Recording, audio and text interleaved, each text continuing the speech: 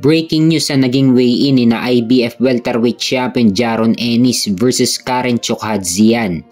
So tumimbang si Ennis ng 146 pounds samantalang si Chokhadzian naman ay tumimbang na 146.6 pounds. So parehas pasok sa 147 pounds limit sa welterweight. Kaya naman tuloy na ang laban nila bukas. Nakataya dyan ang IBF welterweight title ni Jaron Boots Ennis. Sa huling 5 laban ni Ennis, bukod tanging kay Chokhadzian lang ang umabot sa decision.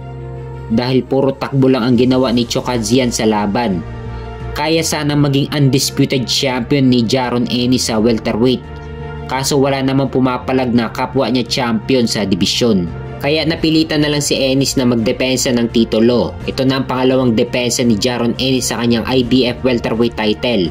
Nung unang laban nila ni Chokhadzian, pinaglabanan nila ang interim IBF. At ngayon naman sa rematch nila, si Ennis na ang magdedepensa ng IBF World Welterweight title. May kartada si Ennis na 32 wins with 29 knockout at walang talo. Samantalang si Chokhadzian naman ay may kartada na 24 wins with 13 knockout at may 2 talo.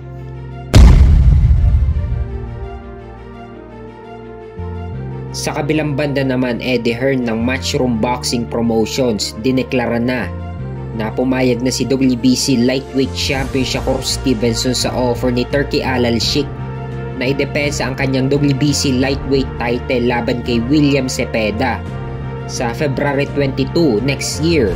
Ngayon nakadepende na lang sa kampo ni William Cepeda at sa kanyang promoter na si Oscar De La Hoya. Feeling ko si De La Hoya ang haharang dito kasi binibuild up pa lang ni Oscar De La Hoya yung boxing career ni William Cepeda. Kasi alam naman natin na boring lumaban si Shakur Stevenson at dadaanin ka lang sa puntos at mahina pang hatak ni Shakur Stevenson sa mga boxing fans. Kaya kung matalo dito si William Cepeda, masasayang lang yung pag-build up sa kanya ni Oscar De La Hoya. Mas gusto pa ilaban ni De La Hoya si William Cepeda kay Tank Davis kasi malakas ang hatak niya sa mga boxing fans kumpara kay Shakur Stevenson.